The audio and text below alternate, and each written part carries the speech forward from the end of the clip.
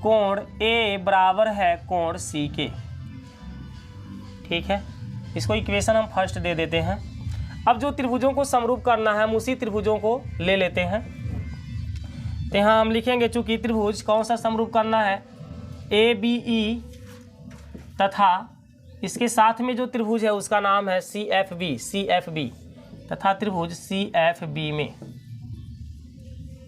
अब देखिए इन त्रिभुजों में इस रेखा को हटा दीजिए कुछ समय के लिए।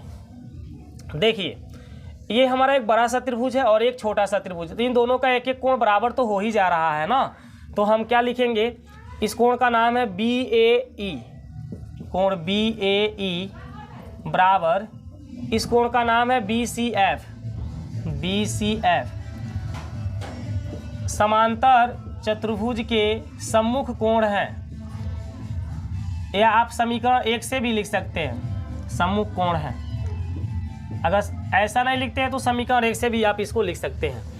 दूसरा चीज़ देखिए, ध्यान से देखिएगा, ये जो AD रेखा है और ये जो BC रेखा है, ये दोनों के दोनों समांतर रेखाएं हैं। ये AD रेखा ही आगे तक बढ़ करके AE बना है, तो AD और AE एक ही रेखा हुआ। यदि AD रेखा BC के समांतर है तो AE रेखा भी BC के समांतर होगा। तो यहाँ लिख दीजिए, तथा AD समांतर क्या है, BC है। AD समांतर क्या है, BC है। या ये AD रेखा ही मेरा AE बन जा रहा है, तो हम AE समांतर क्या लिख सकते हैं, BC है। और तिर्यक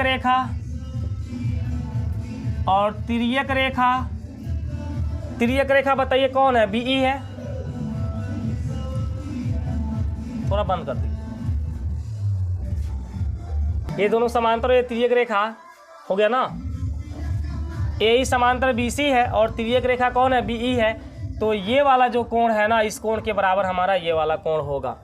ठीक है, किस नियम से, एकांतर कोण के नियम से। जब दो समांतर रेखा कोई तिर्यक रेखा काटती है तो एकांतर कोण क्या हो जाते हैं, बराबर हो जाते हैं। इसलिए बताइए आप क्या लिखेंगे, कोण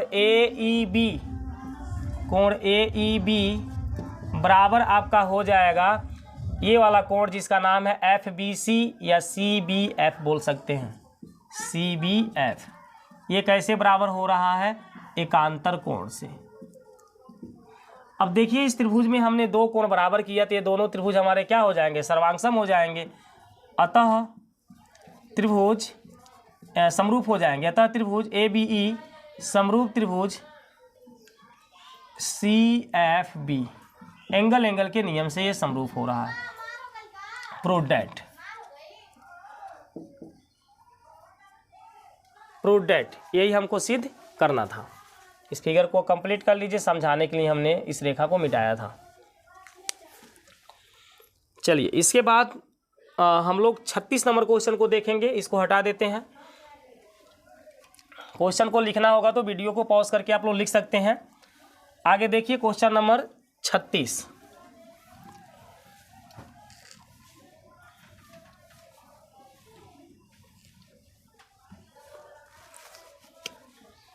क्वेश्चन नंबर 36। एक त्रिभुज ABC की भुजा BC पर एक बिंदु D इस प्रकार स्थित है।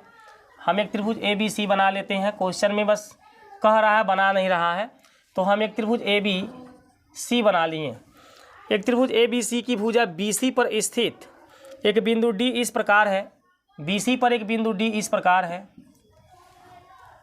है कि कोण ADC कब होगा, जब हम A से D को मिला दें। तो ये मेरा कोण ADC बन के तैयार हो जाएगा कि कोण ADC बराबर है कोण BAC के। कोण ADC बराबर क्या है, कोण BAC के। BAC आप देखेंगे तो ये टोटल कोण आपका होगा, ये टोटल कोण होगा। आगे ध्यान से देखिए, दर्शाइए कि CA स्क्वायर, ये तो आपका ऑलरेडी दे रहा है, ये दिया हुआ चीज़ है। और जो सिद्ध करना है, दर्शाने का मतलब जो सिद्ध करना है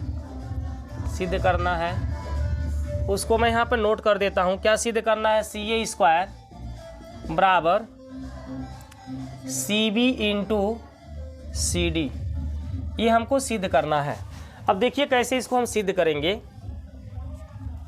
यहाँ हल में हम लिखेंगे चूंकि त्रिभुज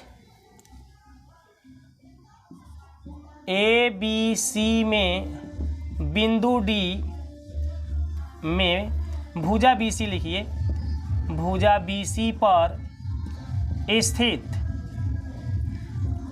एक बिंदु D इस प्रकार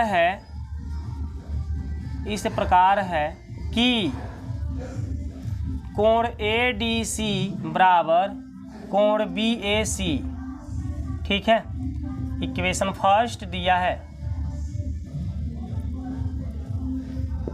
इसलिए तथा कर लीजिए। तथा यहाँ ध्यान से देखिएगा, अगर हम इस त्रिभुज को देखें ADC को, तो ADC में कोण C आ रहा है कि नहीं आ रहा है? ADC में कोण C आ रहा है। हम बड़ा त्रिभुज को ले लें तो बड़ा त्रिभुज में भी कोण C आ रहा है, यानी कि कोण C हमारा क्या है? उभयनिष्ठ है।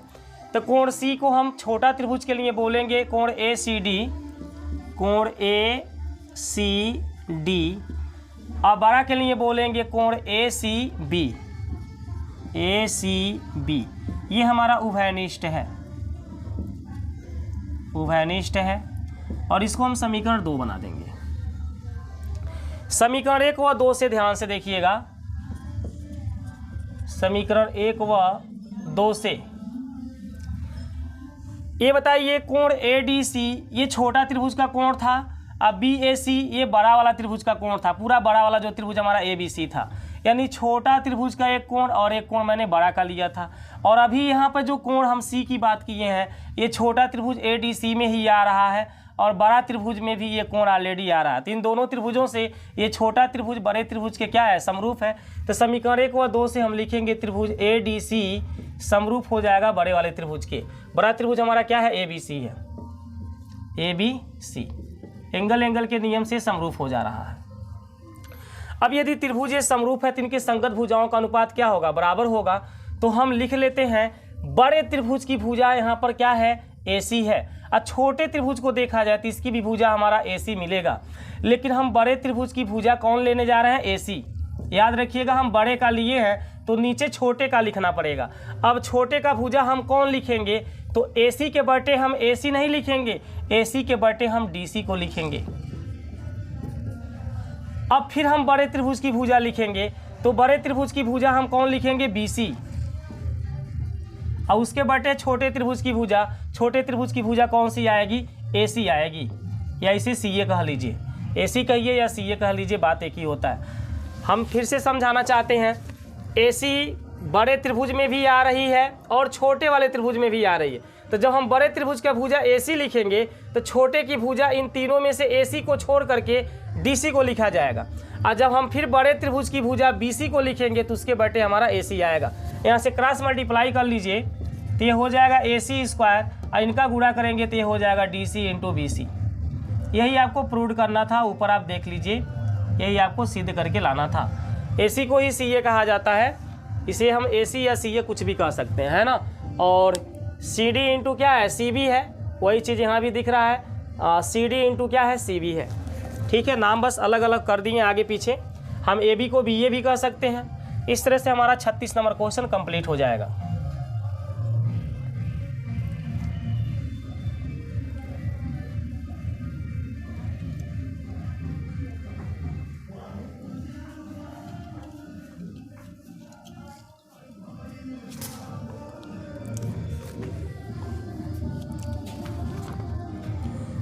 इस तरह से हमारे त्रिभुज वाले चैप्टर समाप्त होते हैं।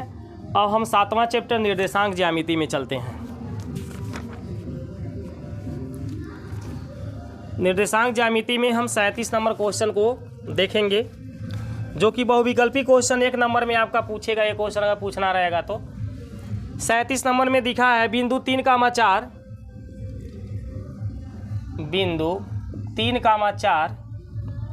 की y अक्ष से दूरी होगी, y अक्ष से दूरी क्या होगी आपसे पूछा जा रहा है। यही आपका क्वेश्चन है। हम यहाँ पर इस क्वेश्चन के हल को बता देते हैं। चूँकि बिंदु, फार्मूला मैं बता रहा हूँ, चूँकि बिंदु A, B कि वाई अक्ष से दूरी, वाई अक्ष से जो दूरी होती है एक्स अक्ष से दूरी y बराबर b होता है और y अक्ष से दूरी x बराबर है, यानी कि a होता है। ये फार्मूला आप लोग याद कर लीजिए। बिंदु a कामा b की y अक्ष से दूरी क्या होगी, इक्वल में a जो आगे वाला बिंदु है यही होता है। अगर यही हमारा x अक्ष से दूरी पूछेगा तो यहाँ पर b आएगा, ठीक है, b आएगा बराबर में।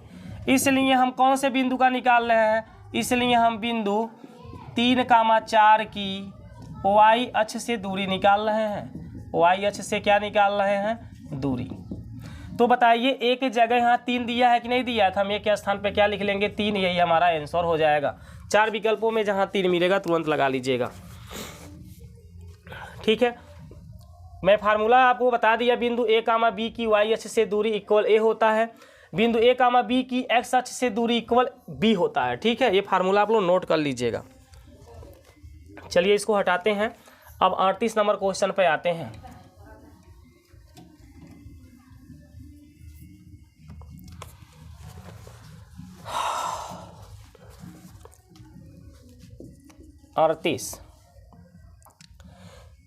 बिंदु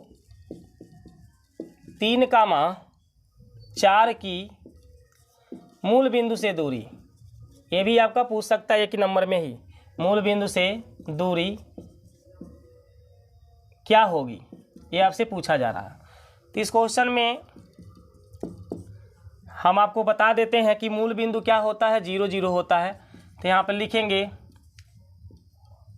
चूंकि फार्मूला लिख रहे हैं, चूंकि बिंदु a कामा b की मूल बिंदु से दूरी बराबर होती है कहाड़ी में a square plus b square. ये जो बिंदु है ना, यही कहाड़ी में स्क्वायर हो जाता है। इसलिए हम बिंदु 3,4 की मूल बिंदु से दूरी निकालेंगे। मूल बिंदु से क्या निकालेंगे, दूरी। जो ऊपर हमने लिखा है ये फार्मूला है, उसी के बेस पे इसकी दूरी निकलेगी। a का मान 3 है, b का मान 4 है, तो हम कहाड़ी में लिखेंगे 3 का स्क्वायर प्लस 4 का स्क्वायर। 3 का स्क्वायर हमारा 9 होगा, 4 का 16 होगा, दोनों को ऐड करेंगे 25 होगा, इसका वर्गमूल आएगा 5 मात्रक, ठीक है। दूरी को हम मात्रक से ही दर्शाते हैं, मात्रक लिख सकते हैं, इकाई लिख सकते हैं, तो इसका वैल्यू 5 आएगा। चलिए इस तरह से 38 नंबर क्वेश्चन भी हमारे कंप्लीट हो गए। अब 39 नंबर क्वेश्चन को देखेंगे। 39 नंबर क्वेश्चन में 2 बिंदु दिया हुआ है। देखिए क्वेश्चन हमारा है, बिंदुओं 5,0 और -12,0 के बीच की दूरी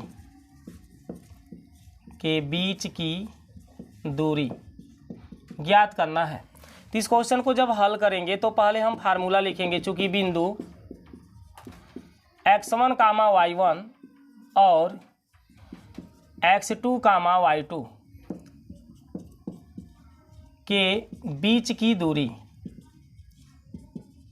अगर 2 बिंदु हमारे x1, y1 और x2, y2 हैं तो उनके बीच की दूरी ज्ञात करने के लिए फार्मूला बन जाता है x1 माइनस x2 का whole square plus y1 minus y2 का होल स्क्वायर। इसी फार्मूला को हम x2 माइनस x1 का whole square plus y2 minus y1 का होल स्क्वायर भी लिख सकते हैं। अब आपको जो समझ में आवे वो लिख लीजिए, ये भी सही है वो भी सही है। इसलिए हमें कौन सा बिंदु निकालना है, इसलिए हमें इन बिंदुओं का, इसलिए बिंदुओं 5,0, यहाँ पर भी बिंदुओं ही लिख लीजिए। बिंदु का मतलब एक होता है, बिंदुओं का मतलब एक से अधिक हो जाता है। तो यहाँ एक से अधिक बिंदु दिए हैं, यहाँ पर भी देखिए एक से अधिक बिंदु, 2 बिंदु दिया है। इसलिए बिंदुओं 5,0 और -12,0 के बीच की दूरी बराबर अंडर रूट लगाएंगे, क्योंकि अंडर रूट फार्मूला में लगा है। x1 का मान देखिए 5 दिया है और x2 का मान -12 दिया है, तो x1 के जगह 5 माइनस x2 का मान देखिए माइनस का 12 है, तो ये प्लस का 12 हो जाएगा। y1 का मान हम देखेंगे, y1 का मान 0 है, तो यहाँ 0 लिखेंगे माइनस y2 का मान, y2 का मान आप देखेंगे तो 0 ही है, तो यहाँ पर 0 ही होगा। 12 5 मिल के 17 का स्क्वायर बन जाएगा, 12 5 17 का क्या हो जाएगा स्क्वायर, और ये 0 है तो 0 का स्क्वायर 0 होगा। यदि काड़ी में 17 का स्क्वायर है तो बाहर निकल के 17 आएगा। काड़ी में यदि x स्क्वायर है तो बाहर निकल के x आता है, स्क्वायर समाप्त हो जाता है। उसी तरह से 17 स्क्वायर है तो बाहर निकलेगा तो केवल 17 आएगा। ये आपका आंसर हो जाएगा। ये सब आप लोग के OMR शीट जो भरने के लिए क्वेश्चन बनते हैं उसमें के क्वेश्चन ये हो सकते हैं।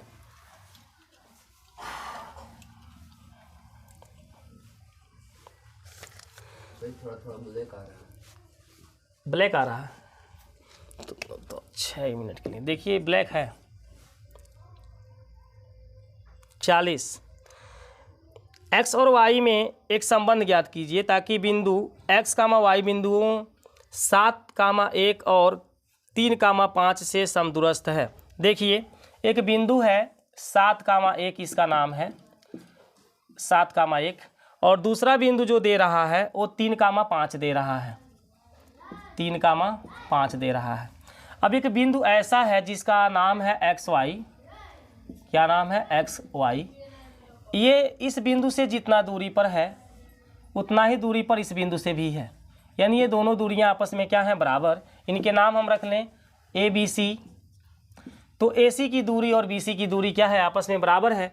तो हमें XY में एक संबंध दिखाना है, ठीक है। इस तरह से आप एक ही लाइन में भी यहाँ पर लाइन खींच करके यहाँ C कर सकते हैं और C बिंदु का नाम XY दे सकते हैं। AC की दूरी CB की दूरी के इक्वल होगा। तो हम लिखेंगे इसके हल में, चूँकि बिंदु 7, 1 और बिंदु XY, Y बिंदु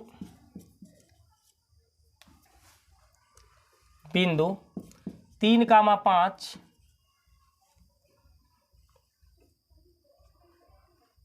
ऐसे मत लिखिए, ऐसे लिखिए, रुक जाइए।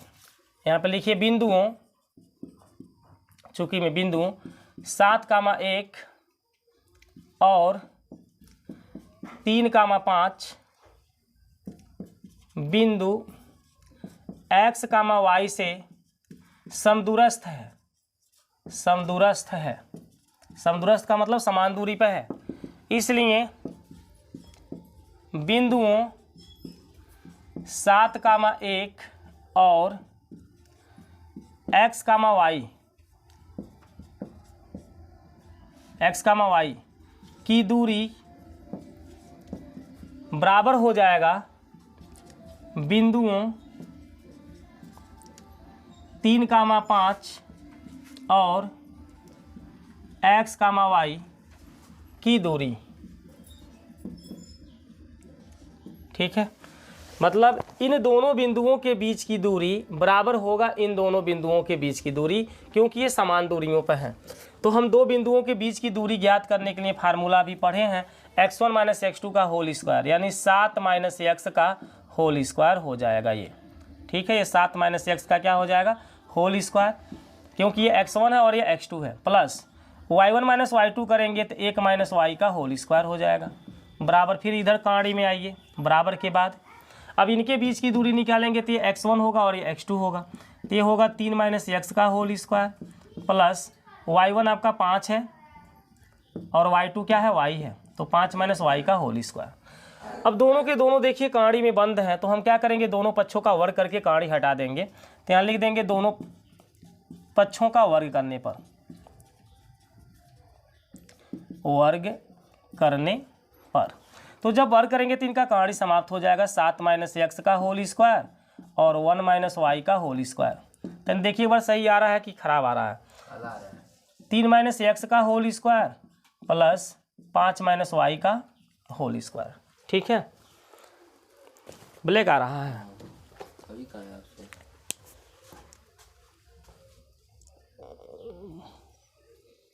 ब्राइटनेस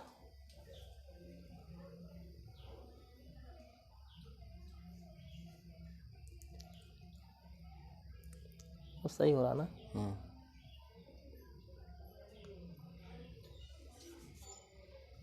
अब ठीक है, हाँ ठीक है। ऐसे रहने दें, इतना सही है। हाँ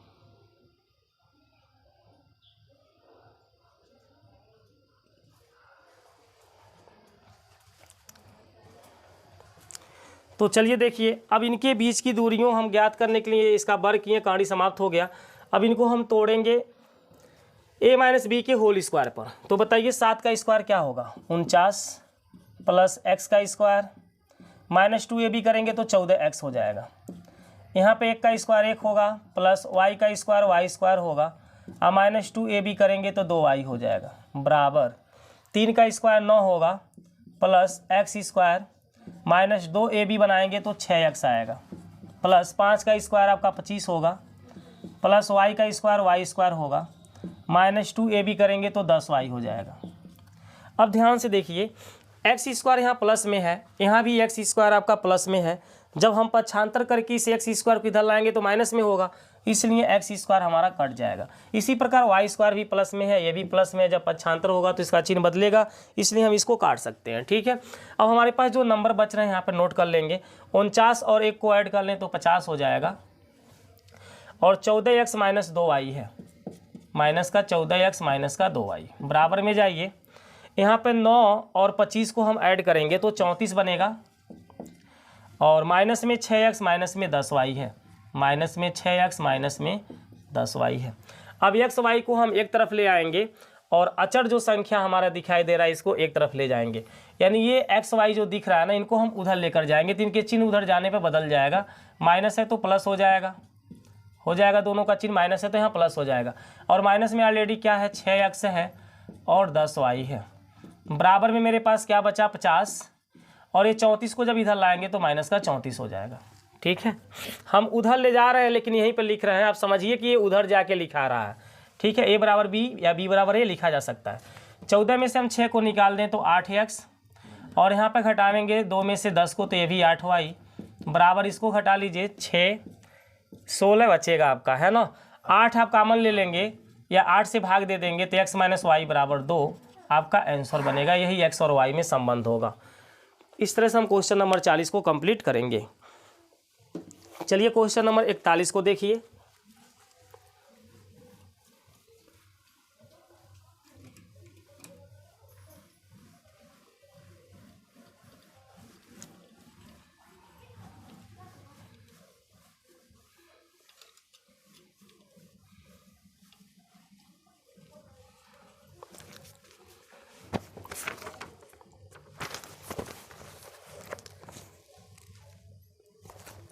देखिए क्वेश्चन नंबर 41,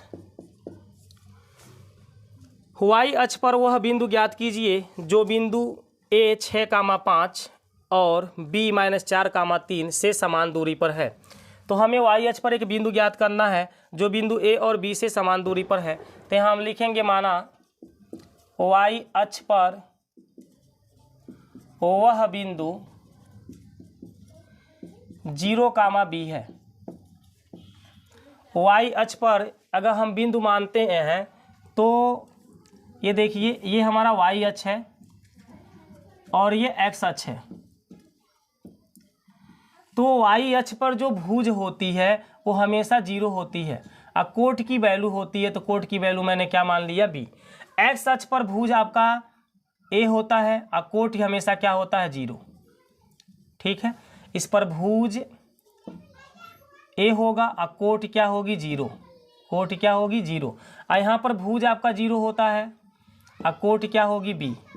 कुछ भी मान सकते हैं, ए बी सी डी कुछ भी मान लीजिए, लेकिन ए और बी ही माना जाता है, इसलिए हमने मान लिया कि वाई अक्ष पर वह बिंदु कौन है 0,b है। अब प्रश्नानुसार में आ जाइए, प्रश्नानुसार में तो यहाँ पर बोला है वाई अक्ष पर वह बिंदु ज्ञात कीजिए जो बिंदु ए 6,5 और बी -4,3 से समान दूरी पर है। तो आप लिखेंगे चूंकि बिंदु 0,b बिंदुओं ए क्या है 6,5 और b -4,3 से समान दूरी पर है, से समान दूरी पर है। यानी ये जो बिंदु है ना 0, इन बिंदुओं से समान दूरी पे, इस बिंदु से जितना दूर है उतना ही इतना इससे भी है। अब इसके पहले जो मैंने फार्मूला लगाया था वही आप लिख लीजिए। चूँकि बिंदु 0, की बिंदु A 6, 5 से दूरी बराबर होगा, समान का मतलब बराबर होगा, बिंदु 0, की बिंदु B -4, 3 से दूरी। ठीक, ये दूरियां आपस में बराबर हो जाएंगी। अब इसके लिए फार्मूला होगा, जब दो बिंदु होते हैं तो कहानी के अंदर हम x1 - x2 लगाते हैं, यानी 0 - 6 का होल स्क्वायर प्लस y1 का वैल्यू b है माइनस y2 का वैल्यू 5 है ना। y1 - y2, y1 का वैल्यू b है और y2 का 5 उसका होल स्क्वायर बराबर, ये कहानी में पूरा रहेगा। अब यहाँ पर इन दोनों बिंदुओं के बीच की दूरी निकालिए, तो x1 मेरा 0 है माइनस x2 -4 है तो यहाँ +4 हो जाएगा, प्लस y1 आपका b है माइनस y2 आपका क्या है 4, सॉरी 4 नहीं है 3 है, इसका होल स्क्वायर। अब देखिए हम दोनों पक्षों का वर्ग कर लेंगे, दोनों पक्षों का वर्ग करने पर, जब वर्ग करेंगे तो इसका कहानी खत्म हो जाएगी। 0 में से 6 घटेगा -6 का स्क्वायर 36 हो जाएगा, कहानी खत्म हो गई।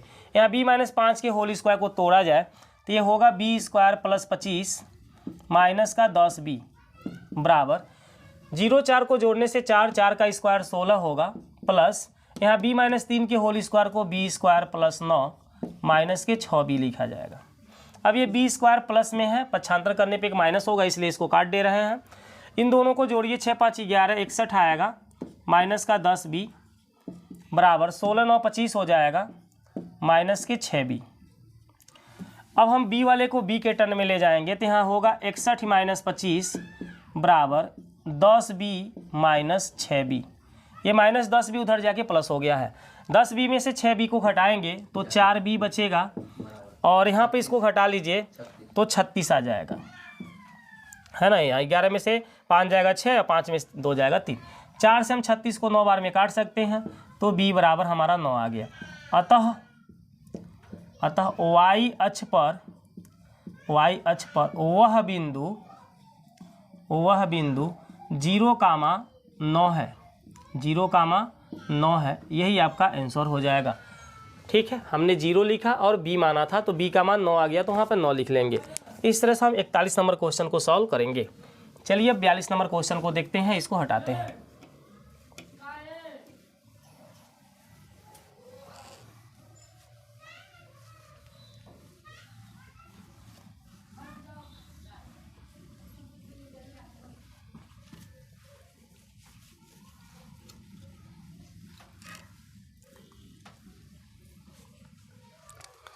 क्वेश्चन नंबर 42 सही आ रहा ना। वृत्त के व्यास AB के सिरे, यहाँ पे एक वृत्त बना लीजिए। जब कहता है वृत्त तो वृत्त बनाइए। व्यास केंद्र से होकर जाने वाली रेखा को कहा जाता है। वृत्त का केंद्र बीच में होता है और ये वृत्त का व्यास AB है। तो कह रहा है कि वृत्त के व्यास AB के सिरे A के जो निर्देशांक है यहाँ पे दे रहा है -2, -7, ठीक, तथा B 1, -11 है, 1, -11 है। वृत्त की त्रिज्या तथा केंद्र के निर्देशांक ज्ञात कीजिए। ये जो केंद्र है इसको O कहा जाता है, इसका निर्देशांक बताना है और इसकी त्रिज्या बतानी है। तो जो वृत्त का व्यास का केंद्र होता है ना, वो मध्य बिंदु होता है। तो यहाँ लिखेंगे चूंकि वृत्त का केंद्र व्यास का मध्य बिंदु होता है, चूंकि वृत्त का केंद्र व्यास का मध्य बिंदु होता है, इसलिए केंद्र O के निर्देशांक, इसलिए हम केंद्र O के क्या निकालेंगे, निर्देशांक। अब कभी भी मध्य बिंदु का निर्देशांक निकालना हो तो उसके लिए फार्मूला होती है x1 + x2/2 और दूसरा होता है y1 + y2/2। ये फार्मूला होती है। मध्य बिंदु के निर्देशांक, किसी भी रेखा के मध्य बिंदु का निर्देशांक निकालना है तो यही आप फार्मूला यूज करेंगे। x1 कौन होती है, आगे वाली संख्या, x2 कौन होती है, इसमें की आगे वाली संख्या, y1 पीछे वाली संख्या, इसमें की y2 पीछे वाली संख्या बनती है। तो x1 का मान देखिए -2 है, प्लस x2 का मान 1 है बटे में 2, y1 का मान -7 है, प्लस y2 का मान -11 है। माइनस का प्लस में गुणा करेंगे तो यहाँ माइनस आ जाएगा, -11 बटा 2। इनको सॉल्व कर लीजिए। -2 में 1 को जोड़ेंगे तो -1 बटा 2 हो जाएगा, और ये तो आपका माइनस का 18 होगा, और 2 से हम 18 को काट देंगे, है ना। -7 -11 मिल के -18, 2 से हम 18 को 9 बार में काट सकते हैं, तो -1 बटा 2 कामा -9, इसका आंसर बनेगा केंद्र O के निर्देशांक। अब इनकी त्रिज्या निकालनी है, तो OA की जो दूरी है ना, वही दूरी OB की भी होगी, तो हम कोई भी त्रिज्या निकाल सकते हैं। यहाँ लिखेंगे वृत्त की त्रिज्या इक्वल क्या होगा, OA होगा, OA की लंबाई या OA की दूरी। तो लंबाई या दूरी ज्ञात करने के लिए हमारे पास फार्मूला होता है x1 - x2 का whole square plus y1 - y2 का होल स्क्वायर। अब देखिए केंद्र जो है ना, इस केंद्र के निर्देशांक मैंने निकाल लिया, तो यहाँ पर नोट कर लेते हैं। -1 बटा कितना है 2, और दूसरा है आपका -9। तो हम OA को भी त्रिज्या बोलेंगे, OB को भी, किसी की लंबाई निकाल लीजिए, त्रिज्या हो जाएगा। तो हम x1 - x2 इसी में लगाएंगे, x1 होगा और ये x2 होगा, ये पीछे वाला y1 होगा और ये पीछे वाला y2 होगा। x1 का मान हम -2 लिखेंगे, फिर माइनस चिन्ह लगाकर x2 का मान खुद माइनस में दिया है तो ये प्लस हो जाएगा, प्लस y1 का मान देखिए -7 है, माइनस y2 का मान -9 है तो ये +9 हो जाएगा, और उसका होल स्क्वायर ये पूरा कहानी के अंदर रखिएगा। अब देखिए 2 दूनी 4 में 1 को जोड़ेंगे, 2 दूनी -4 हो रहा है, उसमें 1 को जोड़ेंगे तो -3 बटा 2 हो जाएगा, प्लस 9 में से 7 को घटा देंगे तो 2 का स्क्वायर हो जाएगा। यहाँ -3 का स्क्वायर 9 होगा, 2 का स्क्वायर 4 होगा, प्लस 2 का स्क्वायर फिर 4 हो जाएगा। 4 का 4 में गुणा होगा, 4 चौका 16, 16 में हम 9 को जोड़ लेंगे तो 25 बटा 4 आएगा। 25 का वर्गमूल 5 होती है, 4 का 2 होती है, यानी कि 2.5 मात्रक इसका त्रिज्या होगा, 2.5 जिसे बोलते हैं, ठीक है। तो इस तरह से इस क्वेश्चन को हम सॉल्व कर लेंगे। मात्रक या इकाई कुछ भी लिख सकते हैं वहाँ पर। चलिए अब इसके बाद हम लोग 43 नंबर क्वेश्चन को देखते हैं, इसको हटा देते हैं।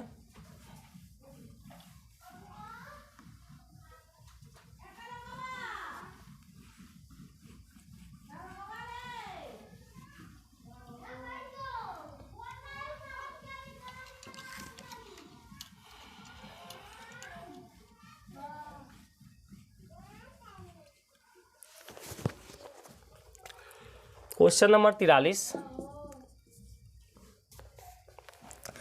यदि बिंदुओं 4, तथा 1, 0 के बीच की दूरी 5 है तो के संभावित मान क्या होंगे।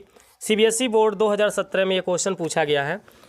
तो देखिए यहाँ क्वेश्चन में देता है बिंदुओं, चूँकि बिंदुओं हम हाल में लिख रहे हैं, चूँकि बिंदुओं 4, क्या है के, और 1, 0 के बीच की दूरी आपके बुक में खुद बताया गया, इनके बीच की दूरी 5 है, तो इनकी बीच की दूरी बराबर हम क्या लिख लेंगे 5। अब इस क्वेश्चन में के का मान ज्ञात करना है, इसलिए हम बीच की दूरी का फार्मूला लगाएंगे, x1 - x2 का होल स्क्वायर, 4 - 1 का whole square, plus y2 - y1 का होल स्क्वायर, के -0 का होल स्क्वायर, बराबर में 5। अब कहानी को ख़त्म करने के लिए हम दोनों पक्षों का वर्ग करेंगे। दोनों पक्षों का वर्ग करने पर अभी वर्ग कर लीजिए, तो इसको घटा के वर्ग कर लीजिए। यहाँ पे 3 का वर्ग 9 लिख लीजिए, के स्क्वायर लिख लीजिए, तब वर्ग करिए, आपके ऊपर डिपेंड करता है। मैं घटाया तो यहाँ 3 आया, 3 का स्क्वायर 9, कहानी ख़त्म हो जाएगी क्योंकि वर्ग हो रहा है। के में से 0 घटा के का स्क्वायर के स्क्वायर होगा। यहाँ पे कहानी आपको नहीं लगाना क्योंकि वर्ग हो रहा है तो कहानी हट जाएगी। अब 5 का वर्ग कितना हो जाएगा 25, के स्क्वायर बराबर 25, 9 को उधर भेजेंगे तो -9 होगा, के स्क्वायर बराबर 16, जब के का मान निकालेंगे तो +-4 आएगा, अर्थात के संभावित मान क्या होंगे +-4 होंगे। यही आपका आंसर होगा। चलिए इस क्वेश्चन को भी हटाते हैं 43 नंबर को। अब इसके बाद के क्वेश्चन को देखते हैं। 44 नंबर में देखिए क्या है।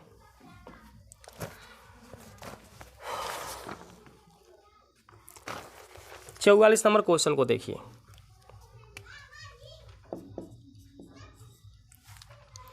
उस त्रिभुज का परिमाप ज्ञात कीजिए जिसके शीर्ष 0 4 4 0 तथा 2 -2 एक समकोण त्रिभुज के शीर्ष हैं।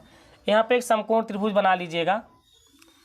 आप चाहें तो ऐसे एक आप यहाँ पर रेखा खींच सकते हैं, ऐसे एक्स अक्ष वाई अक्ष, और इस पर बनाएंगे तो और अच्छा रहेगा।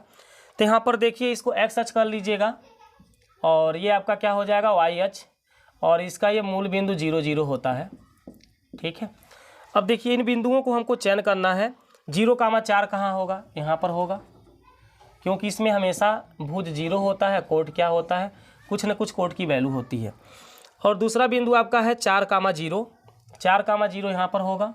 जितना दूरी इधर जाते उतना ही दूरी इधर भी आएंगे, अनुमान से आप कुछ भी ले लीजिएगा दूरी। तो ये आपका ए बिंदु है मान लीजिए, और ये क्या है बी बिंदु है। जो तीसरा बिंदु है वह बिंदु आपका 2,-2 है। 2,-2 कहाँ होगा बताइए? तो -2 एक्स का मान 2 है, वाई का मान -2 है, तो ये 4 है तो इसका आधा मान लीजिए 2 होगा, और इधर भी ये 4 है तो यहाँ पर होगा, ये मान लीजिए। क्योंकि यहाँ से अगर देखा जाए तो ये 2 हो, और यहाँ से भी देखा जाए तो ये क्या है 2 है, तो एक्स का मान +2 मिल रहा है और वाई का मान क्या मिल रहा है -2। अगर फिगर से दिक्कत है तब भी आप सिंपल सा एक त्रिभुज बनाइए ऐसे, यहाँ पर ABC नाम रखिए। लेकिन समकोण त्रिभुज कहाँ है? तो समकोण त्रिभुज बनाइएगा, इस तरह से समकोण त्रिभुज आप बना लीजिएगा। अगर फिगर नहीं समझ में आता तो ऐसे आप एक समकोण त्रिभुज बना लीजिएगा। यहाँ पर आप लिख लीजिएगा 0,4, ये आपका 4,0 हो जाएगा, और ये आपका जो C वाला पॉइंट है ये 2, क्या हो जाएगा -2। त्रिभुज तभी आपका बन जाएगा। ये समकोण यहाँ दिखा लीजिएगा। ठीक है, आपके ऊपर डिपेंड करता है। हम चलिए फिगर बनाए हैं तो यहाँ पर बना देते हैं। इसको मिला दीजिए, ए से बी को, बी से सी को, और इसको भी आप मिला लीजिएगा। यहाँ पर आपका 90 डिग्री का कोण बनेगा। ठीक है, अब हमें इसका परिमाप निकालना। तो कोई भी त्रिभुज का परिमाप कैसे निकलता है? उनकी भुजाओं की लंबाइयों को जोड़ना पड़ता है। अर्थात AB की लंबाई, BC की लंबाई, ये C बिंदु है, BC की लंबाई और CA की लंबाई हमको निकाल करके जोड़ना पड़ेगा, तभी इसका परिमाप निकल पाएगा। तो हम लिख देते हैं, चूँकि त्रिभुज ABC के निर्देशांक इनके हल में लिखेंगे। A क्या है? 0,4, B क्या है? 4,0, और C क्या है? 2,-2 है। ठीक है, इस तरह से त्रिभुज के निर्देशांक हो गए। इसलिए हम रेखा AB की लंबाई निकालेंगे। फार्मूला वही होगा, रूट में x1 - x2 का होल वर्ग प्लस y1 - y2 का होल वर्ग। चलिए AB की लंबाई निकालना है तो A और B बिंदु को देखना है। पहले वाला x1, इसमें का पहले वाला x2 होगा, यानी 0 - 4 है ना, x2 का मान 4 है, प्लस y1 का मान देखिए, पीछे वाला y1 और पीछे वाला y2 बनेगा। इसमें का पीछे वाला y1 और इसमें का पीछे वाला y2, यानी 4 - 0 का वर्ग। 0 में से 4 घटा -4, -4 का स्क्वायर 16। यहाँ भी 4 में से 0 घटा 4, 4 का स्क्वायर 16, 16 16 32 होता है। 32 का वर्गमूल हम क्या लिखेंगे? 16 दूनी 32, 4 कड़ी में 2, 4 कड़ी में 2, क्योंकि 32 को हम 16 × 2 लिख सकते हैं, और 16 का वर्गमूल कितना निकलता है? 4। 2 का नहीं निकलेगा तो ये कड़ी में रहेगा। ठीक है, तो हमने निकाला 4 कड़ी में 2 मात्रक AB की लंबाई आ रही है। अब AB के बाद BC की लंबाई निकालिए। रेखा BC की लंबाई, फार्मूला वही चलेगा, लेकिन अब B और C बिंदुओं को देखना है। तो x1 की वैल्यू 4 है, x2 की वैल्यू 2 है, तो आप 4 - 2 का वर्ग प्लस y1 आपका 0 है, y2 क्या है? -2 है, तो 0 माइनस y2 का मान खुद माइनस है तो ये प्लस आप लगाएंगे यहाँ पर। अब देखिए यहाँ पर क्या होगा, घटाएंगे 2, 2 का स्क्वायर 4, जोड़ेंगे तो 2 आएगा, 2 का स्क्वायर 4, 4 4 मिल के 8 होगा। 8 का वर्गमूल 2 कड़ी में 2 होगा, क्योंकि 8 को मैं क्या लिख सकता हूँ, 4 गुणे 2 लिख सकता हूँ। 4 का वर्गमूल 2 निकलेगा, 2 का नहीं निकलेगा तो कहाड़ी में रह जाएगा। ठीक है, एक रेखा और बच गया है AC, उसको भी निकाल लीजिए। रेखा AC की लंबाई, रूट में A और C को देखना है। ये A बिंदु है और ये C बिंदु। A का मान देखिए 0 4 है और C का 2 - 2 है, तो हम 0 में से क्या घटाएंगे, 2 को। पहला में से पहला अक्षर को घटाया जाएगा, पहला में से पहला अंक को, और दूसरा में से दूसरा को, प्लस लगा लीजिए। दूसरा आपका क्या है 4 माइनस, यहाँ का दूसरा खुद माइनस है तो ये प्लस हो जाएगा। चलिए 0 में से 2 घटा -2, -2 का स्क्वायर प्लस 4 हो जाएगा। 4 दूनी 6, 6 का स्क्वायर 36, 36 और 4 मिलके 40। इसको 2 कहाड़ी में 10 लिखेंगे, क्योंकि 10 चौका 40 होता है। 4 का वर्गमूल 2 निकल गया। हमने AB BC AC सब निकाल लिया। अब लिखेंगे त्रिभुज का परिमाप। ठीक, इसको हटा दीजिए, ये वाला फिगर को हटा दीजिए।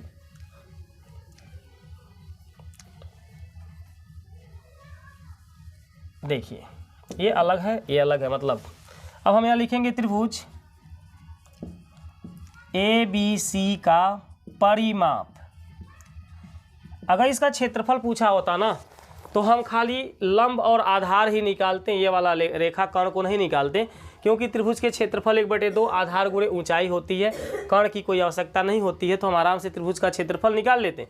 लेकिन परिमाप में तीनों रेखाओं को निकालना पड़ेगा, इसको जोड़ना पड़ेगा। त्रिभुज ABC का परिमाप क्या बनेगा, AB + BC + AC।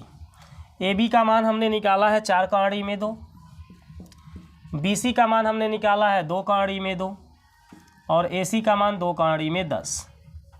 4 और 2 मिलके 6 कहाड़ी में 2 हो जाएगा, अब प्लस 2 कहाड़ी में आपका क्या है 10। चाहते हैं तो 2 कॉमन लीजिए, अन्यथा इसको आंसर छोड़ दीजिए। ठीक है, इतना मात्रक आपका क्या हो जाएगा, आंसर।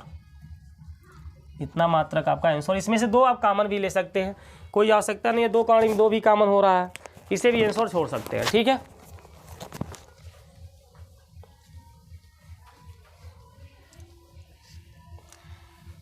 चलिए 45 नंबर क्वेश्चन को अब देखते हैं।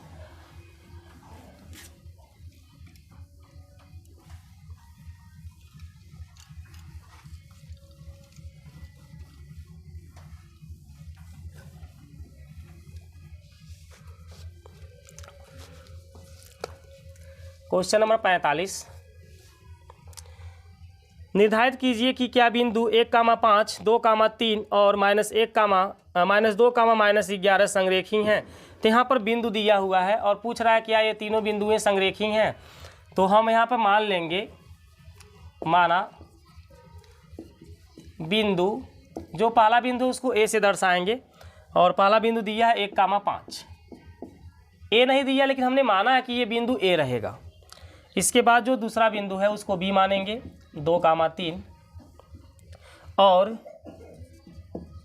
जो तीसरा बिंदु उसको C मान लेंगे, उसका वैल्यू है -2, -11 है, हमने मान लिया।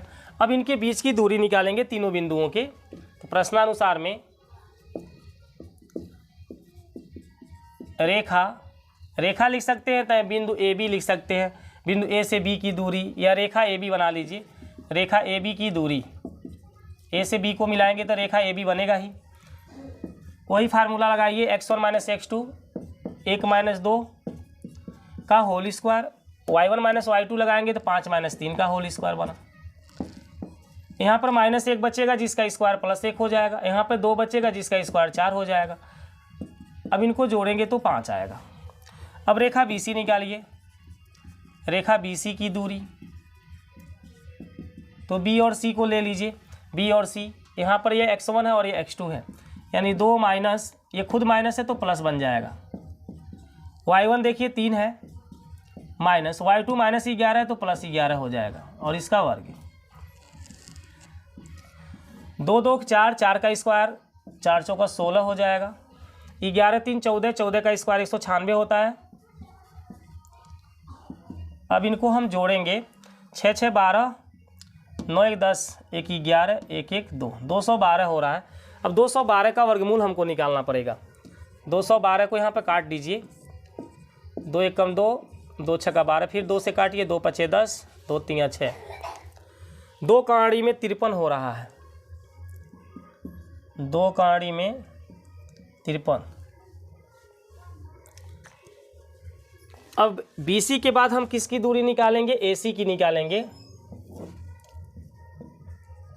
रेखा बिंदु तो परफेक्ट है ना, 1 5 2 3 -2 -11। ठीक। अब रेखा AC की दूरी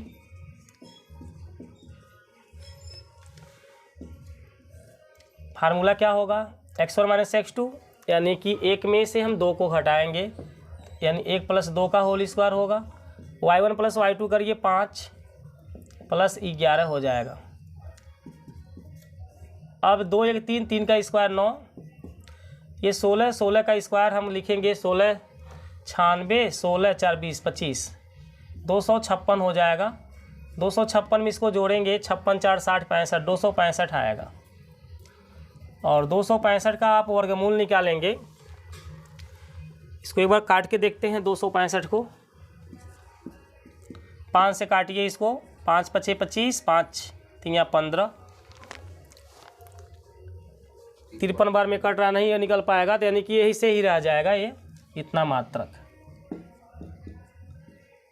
अब एक बात को ध्यान से देखिए, यदि हम इसका रियल वैल्यू निकालें ना दशमलव में, इसका भी रियल वैल्यू निकालें, इसका भी रियल वैल्यू निकालें, तो उस कंडीशन में क्या होता है? संरेख के लिए आप ध्यान से देखिए, ABC यदि 3 बिंदु संरेखी हैं और सिद्ध करना है, तो उसके लिए हम यहाँ पर तीनों बिंदुओं को दिखा देते हैं ऐसे। ये मेरा A है, ये B है, ये C है।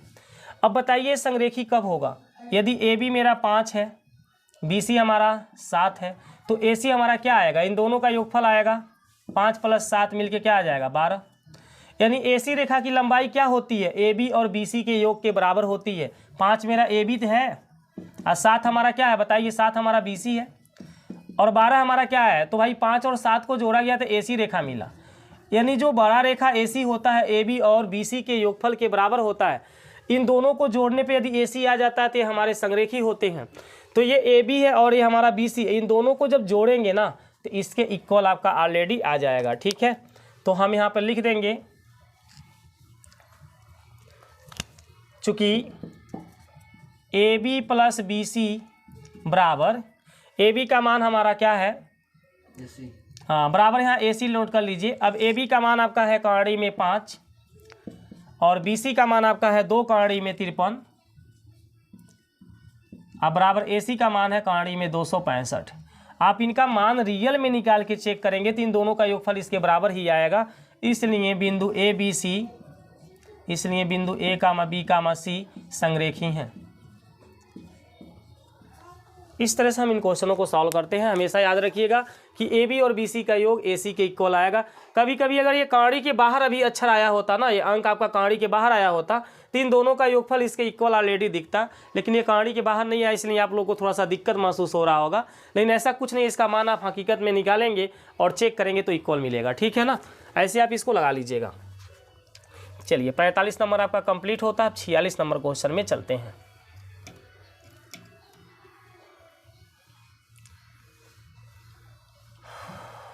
देख लीजिए, बहुत सही आ रहा है ना। सेकेंड वो देख लीजिए, चलते ना कट जाएगा साला। पता नहीं किसका फोन आया। अरे चल रहा है सेकेंड वा ना। हाँ, नागेंद्र चौहान। आने दीजिए, आने दीजिए, अन्यथा उसका फ़ोन काट दीजिए रेड वाले से, क्योंकि अभी बात होने लगी तो दिक्कत हो जाए। 45 क्वेश्चन हो गया ना। 45 के बाद हम लोग 46 नंबर क्वेश्चन देखेंगे।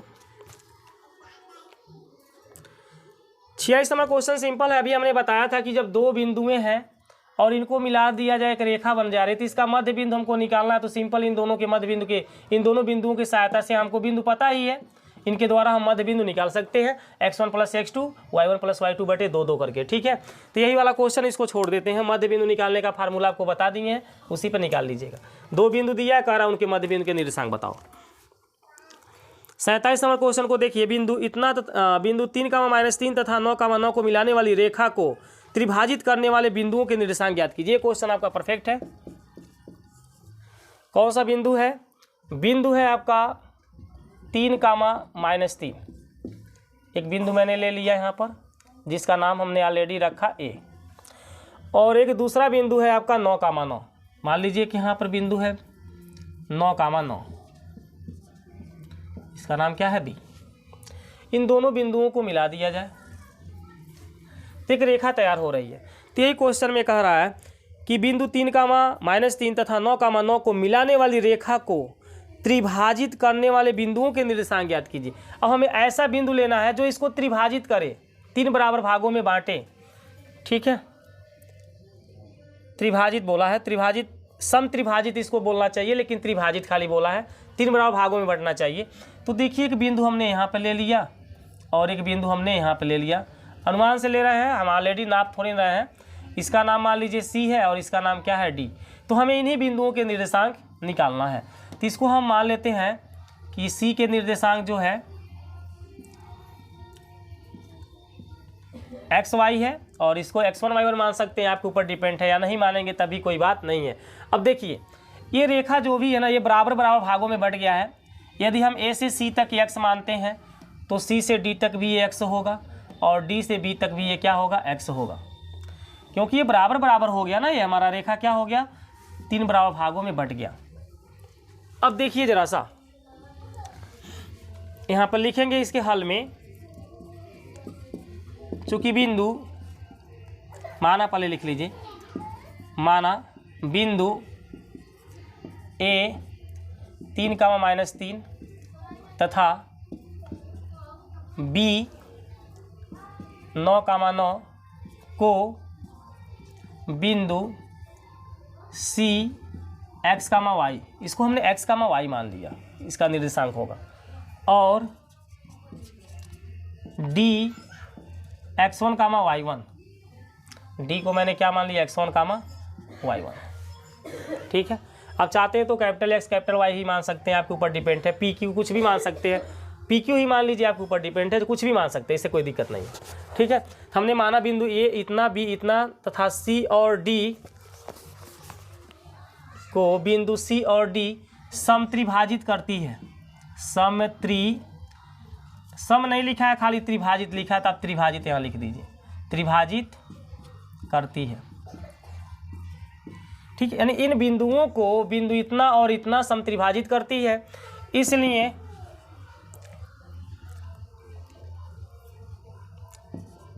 AC, देखिएगा यहाँ ध्यान से, AC और हम क्या लेंगे, CB, AC बटा CB ज्ञात करेंगे। तो AC हमारा कितना है बताइए, A से C तक x है और C से हम B तक जाएंगे तो x मिलके 2x बनेगा। इसको हम कैंसिल करेंगे, एक बार में कैंसिल होगा, 1/2 आएगा, जिसे 1:2 बोलेंगे। यानी बिंदु C क्या कर रही है, इसको 1:2 में बांट रही है ना। अब यहाँ लिखेंगे, चूँकि बिंदु C रेखा AB को 1:2 में विभाजित करती है, अंतः विभाजित करती है, में अंतः विभाजित करती है। ठीक है, इसलिए हम बिंदु C के निर्देशांक निकालेंगे। इसलिए बिंदु C के निर्देशांक, हमको इनका निर्देशांक क्या बताना है। तो इनके निर्देशांक हमने क्या माना है, x, इसके बराबर होता है formula m1x2 plus m2x1, m1x2 plus m2x1 बटे m1 प्लस m2, और y निकालना है तो यहाँ y बराबर भी लिख लीजिए, m1y2 प्लस m2y1 बटे m1 प्लस m2। एक कार्य करिए, इसमें देखिए x1 y1 खुद आ रहे हैं फार्मूला में, तो बिंदु D के निर्देशांक आप x0 y0 रख लीजिए, जो इनसे हट के रहे। ठीक है, चलिए अब हम बिंदु C के निर्देशांक निकालेंगे। m1 m2 जो दिख रहा है ये क्या है, ये हमारा एक m1 है और 2 क्या है, m2 है। आगे वाला को m1 बोला जाता है और पीछे वाले को m2 बोला जाता है। तो यहाँ m1 का मान 1 है, m2 का मान 2 है। अब हम x बराबर निकालेंगे, m1 का मान 1 रखेंगे, गुणे x2 कहाँ से लिया जाएगा भाई, ये रेखा AB से लिया जाएगा। तो A और B में देखिए x2 आपका क्या दे रहा है, 9, m2 आपका 2 है, x1 आप लोग देखते रहिए 3 दिया है, बटे m1 प्लस m2 1 प्लस 2।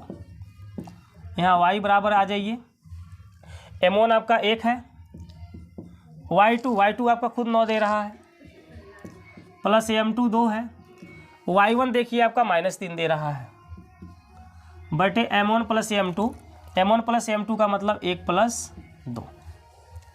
अब यहाँ पर हम इसको हल कर ले रहे हैं। x बराबर 9 का 1 में गुणा करेंगे 9 और 2 का 3 में करेंगे 6, 9 और 6 को जोड़ेंगे तो 15 हो जाएगा। अब बटे 2 में 1 को जोड़ेंगे तो 3 आएगा। y बराबर आ जाइए 9 × 9 और 2 × 6, ये क्योंकि प्लस है ये माइनस है तो 9 में से 6 को घटा देंगे 3 आएगा। अब बटे 3 अब सॉल्व करके देख लीजिए। 3 से 15 5 बार में कटेगा, 3 से 3 1 बार में कटेगा, तो x बराबर 5 y बराबर 1। अतः बिंदु C के निर्देशांक हमने प्राप्त कर लिया। अतः बिंदु C के निर्देशांक 5,1 है, ये हमारा आंसर हो गया। अब इसी तरह से हम बिंदु D के भी निर्देशांक ज्ञात करेंगे।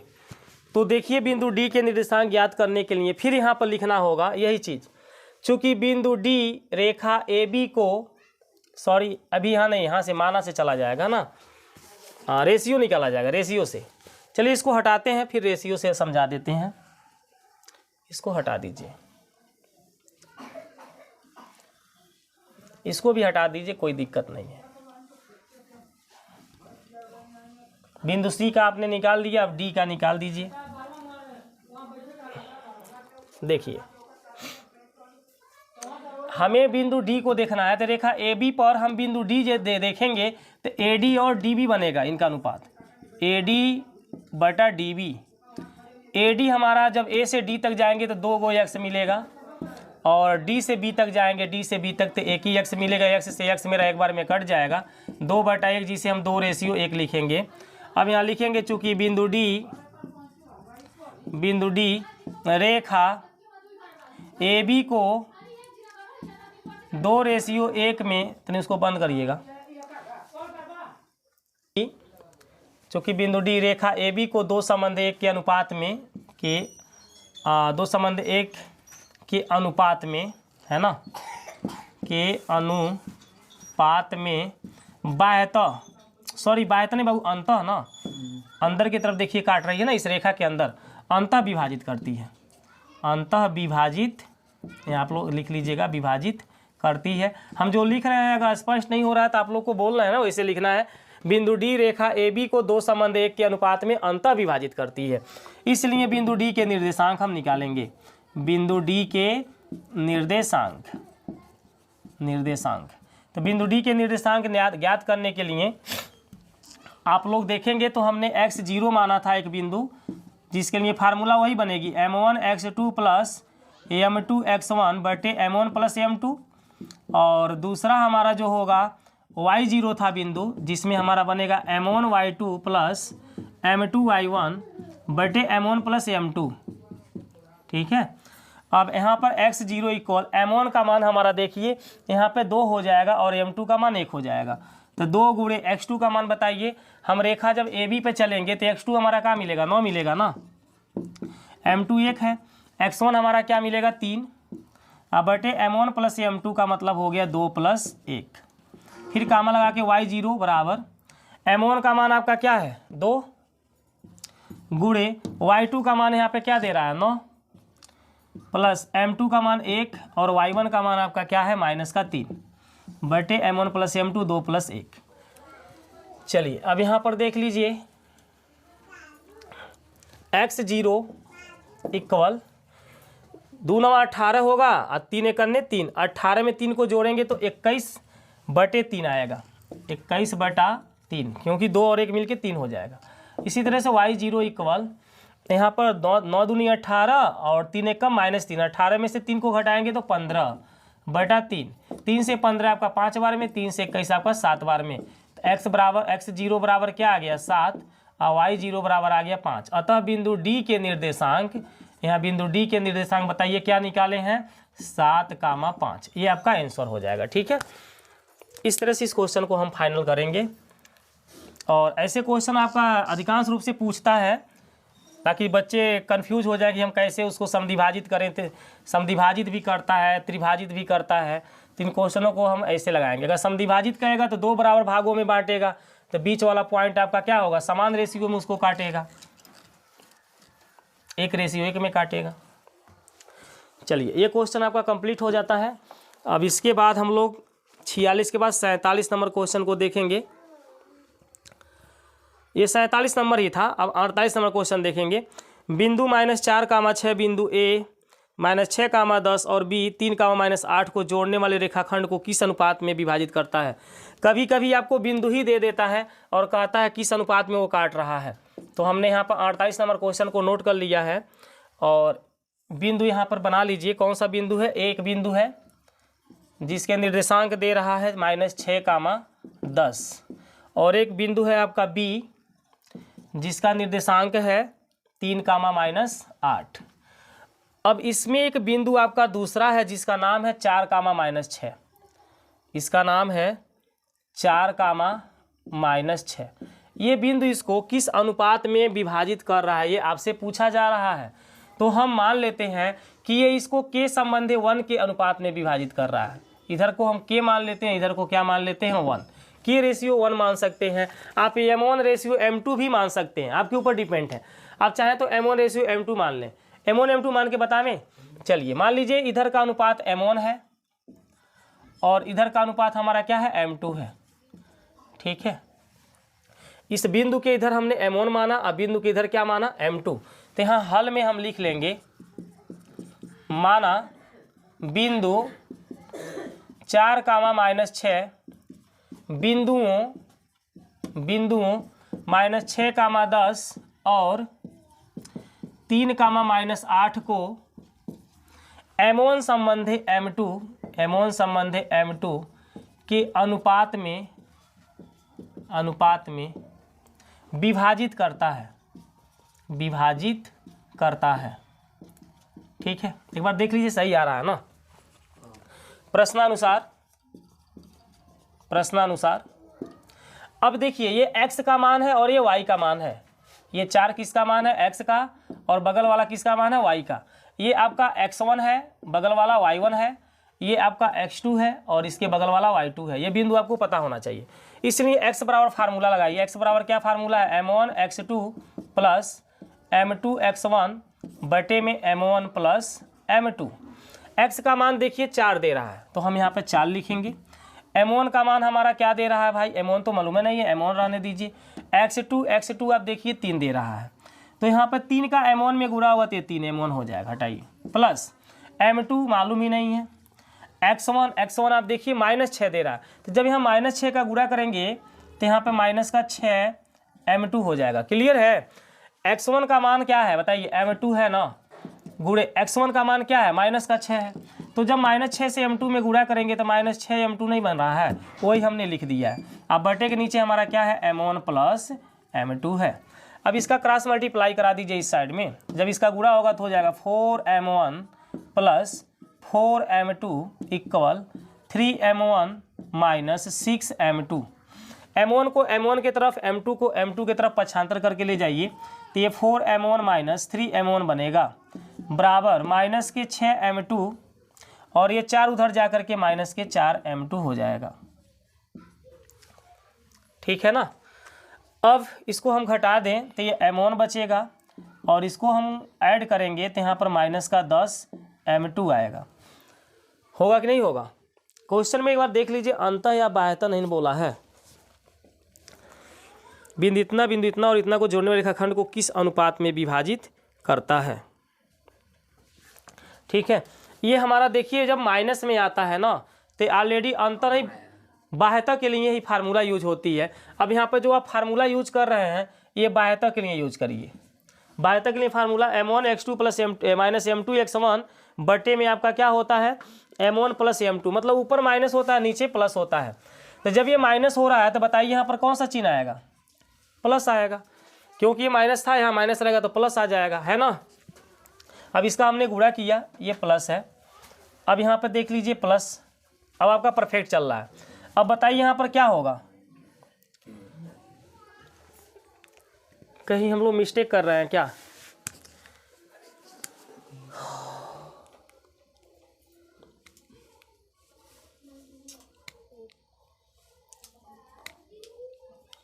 ये बिंदु -4 है।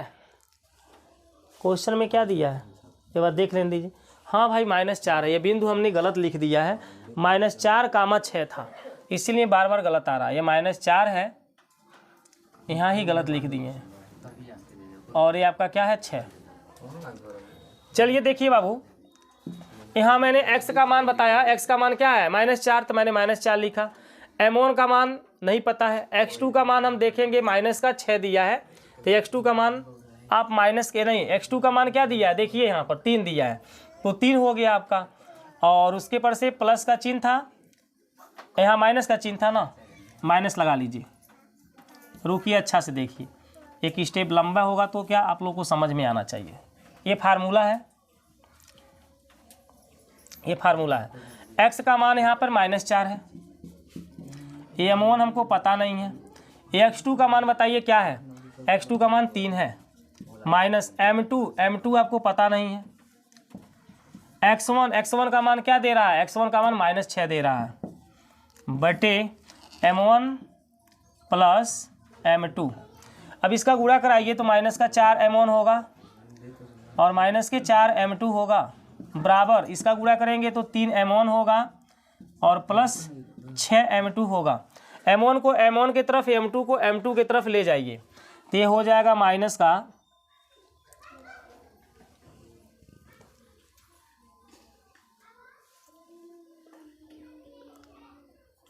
यहाँ पर -6 m2 कैसे आ रहा है, फार्मूला ही गलत हो रहा है। अंतर विभाजन का फार्मूला यहाँ प्लस रहेगा, ये प्लस रहेगा, प्लस माइनस मिल के आपका माइनस आएगा। इसके पहले बताएं प्लस वाला, अब बटे में क्या रहेगा, यह वही लगेगा प्लस वाला, m1 प्लस m2, क्योंकि इस रेखा के बीच में काटे हैं ना, इधर मध्य में काटे हैं, तो अंतर विभाजन ही लगाइए।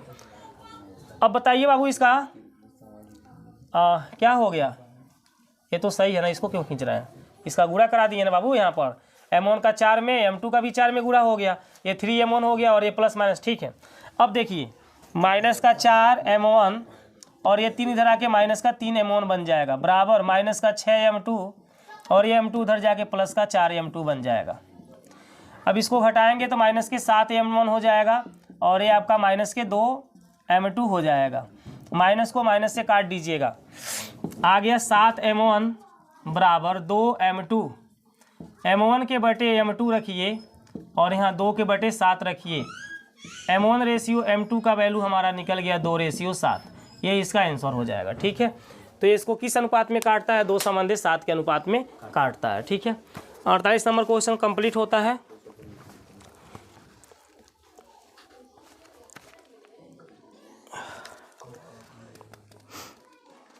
चलिए 49 नंबर क्वेश्चन को देखिए।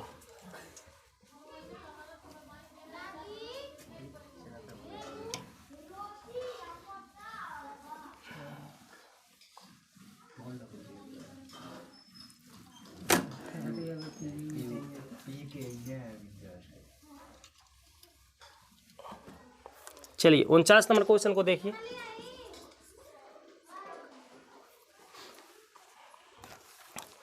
बिंदुओं -3, 10 और 6, -8 को जोड़ने वाले रेखाखंड को बिंदु -1, 6 किस अनुपात में विभाजित करता है। इस क्वेश्चन को छोड़िए, अभी मैंने जो बताया 48 नंबर सेम वही क्वेश्चन है। 50 नंबर क्वेश्चन को देखिए। यदि बिंदु 1, 2, 4, y, 6, x और 3, 5 इसी क्रम में लेने पर एक समांतर चतुर्भुज के शीर्ष हों तो x और y ज्ञात कीजिए। बहुत अच्छा क्वेश्चन है, देखिए ध्यान से। 4 बिंदुओं को हम एक क्रम से लिए हैं। ये बिंदु आपका A है, आप लोग बात न करिए, ये B है, ये आपका C है और ये आपका D है। ये चारों बिंदुओं को हम ले लें तो बिंदु A हमारा दे रहा है 1, 2 और बिंदु B आपका दे रहा है 4, y। बिंदु C बाबू आपका दे रहा है x, 6 और बिंदु D आपका दे रहा है 3, 5, ठीक है। अब कह रहा है कि समांतर चतुर्भुज के चारों के चारों शीर्ष हैं, तो आपको क्या करना है, इस क्वेश्चन में x और y ज्ञात करना है। कैसे ज्ञात करेंगे x और y बताइए। इस विकर्णों को मिलाइए, B से D को और A से C को मिलाइए। अब जो देखिए समांतर चतुर्भुज के जो विकर्ण होते हैं ना, एक दूसरे को क्या करते हैं, समद्विभाजित कर देते हैं। ये जितना लंबा उतना ही ये होगा और इधर का जितना लंबा उतना ही ये होगा। इस प्रतिच्छेद बिंदु को आप ई मान लीजिए कि ई पे प्रतिच्छेद कर रहे हैं। अब समझिएगा, इन दोनों AC का मध्य बिंदु कौन है? ई है। और BD का भी मध्य बिंदु कौन है?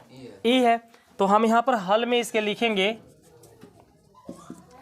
चूंकि बिंदु 1,2 4,y x,6 और 3,5 समांतर चतुर्भुज के शीर्ष हैं, समांतर चतुर्भुज के शीर्ष हैं। इसलिए हम जानते हैं कि समांतर चतुर्भुज के विकर्ण एक दूसरे को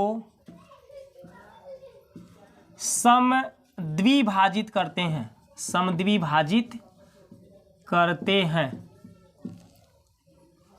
ठीक है। अब देखिए, जो AC का मध्य बिंदु E है वही तो ऑलरेडी BD का भी मध्य बिंदु E है। तो हम लिखेंगे यहाँ पर रेखा AC के मध्य बिंदु E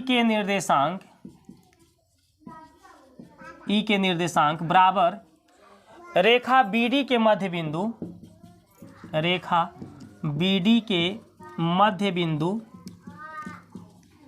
E के निर्देशांक, E के निर्देशांक। चलिए, रेखा AC के मध्य बिंदु E का निर्देशांक निकालना है तो x1 + x2 लगाएंगे ना, 3 +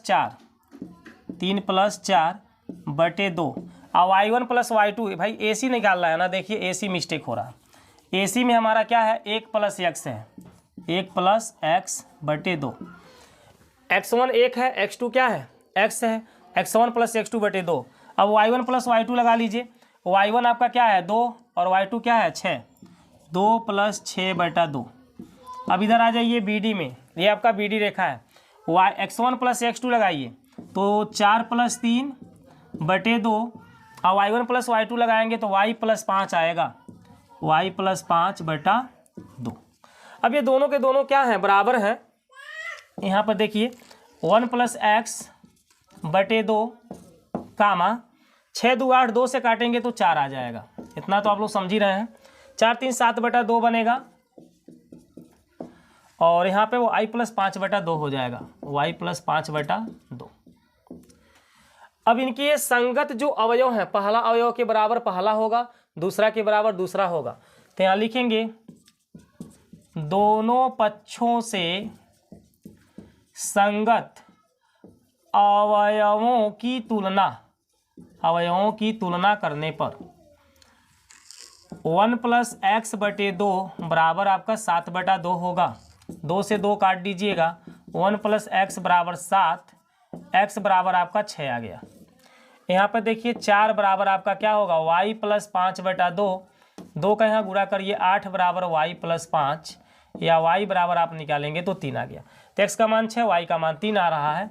आप एक जगह नोट कर लीजिए, x बराबर 6, y बराबर 3 इस क्वेश्चन के आंसर होंगे। यही x और y ज्ञात करना था। ठीक है, तो 50 नंबर क्वेश्चन हमारा कंप्लीट हो गया। एक क्वेश्चन और हम लोग देखेंगे तो निर्देशांक ज्यामिति हमारा समाप्त हो जाएगा। रुकिए, इस क्वेश्चन को देखते हैं क्या देता है। इसका लाइट चला दीजिएगा। बिंदु A के निर्देशांक ज्ञात कीजिए जहां AB एक वृत्त का व्यास है, केंद्र O जिसका केंद्र 2,-3 है तथा B के निर्देशांक 1,4 है। देखिए काफ़ी इजी ये भी क्वेश्चन है, इसको हटा देते हैं। काफ़ी इजी ये भी क्वेश्चन है, इसको हटा करके बता दे रहे हैं।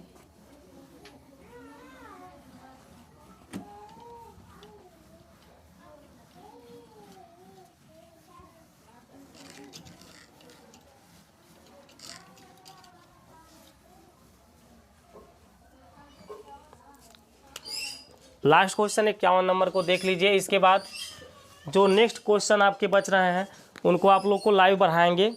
अभी 1 से 2 घंटे बाद आप लोग को लाइव आएंगे। ठीक है, तो उसमें आप लोग देख लीजिएगा, समय डाल देंगे। यहाँ पर बोला है बिंदु A के निर्देशांक ज्ञात कीजिए जहाँ AB वृत्त का व्यास है। हमने एक वृत्त बनाया जिसका व्यास AB है। और ये बीच में इसका मान लीजिए O केंद्र हो गया। तो इस क्वेश्चन में बिंदु A के निर्देशांक हमको निकालना है। यहाँ A का निर्देशांक नहीं पता है तो इसको हम x1 और y1 मान लेते हैं। आगे क्वेश्चन में क्या कहता है, जिसका केंद्र 2, -3 है। ये केंद्र हमारा 2, -3 है और बिंदु B के भी निर्देशांक दे रहा है 1, 4। 1, क्या दे रहा है 4। तो हम यहाँ पर लिख लेंगे, माना बिंदु A के निर्देशांक, x1, y1 है। अब देखिए प्रश्नानुसार चूंकि व्यास AB का मध्य बिंदु केंद्र O है, इसलिए केंद्र O के निर्देशांक हम यहाँ निकालेंगे। केंद्र O के निर्देशांक ज्ञात करने के लिए फार्मूला आपका होगा x बराबर x1 प्लस x2/2 और y बराबर y1 प्लस y2/2। x केंद्र O का जो निर्देशांक है इसी को xy कहा जाता है। x का मान 2 दे रहा है, x1 यहाँ पर देखिए नहीं मालूम है और x2 ये आगे वाला होता है जो 1 दिया है। y आपका -3 दे रहा है, y1 देखेंगे तो नहीं पता है और y2 आप देखेंगे तो 4 दिया है बटे में 2। 2 दूनी कितना बना 4, बराबर में x1 प्लस 1 है, कामा कर लीजिए। तो 3 कितना बना -6, बराबर y1 प्लस 4 है, y1 प्लस क्या है 4। अब एक को इधर ले आएंगे तो x1 का मान बाबू 3 आ जाएगा और 4 को इधर ले आएंगे तो y1 का मान आपका -10 हो जाएगा। अतः बिंदु A के निर्देशांक हमने निकाल लिया। बिंदु A के निर्देशांक, अतः बिंदु A के निर्देशांक क्या हमारा निकला 3, -10। ये आपका आंसर हो जाएगा। तो हमने आज ये 7 चैप्टर कंप्लीट कर लिया है। 8वां चैप्टर से अभी हम लोग 2 घंटे बाद लाइव देखेंगे, ठीक है।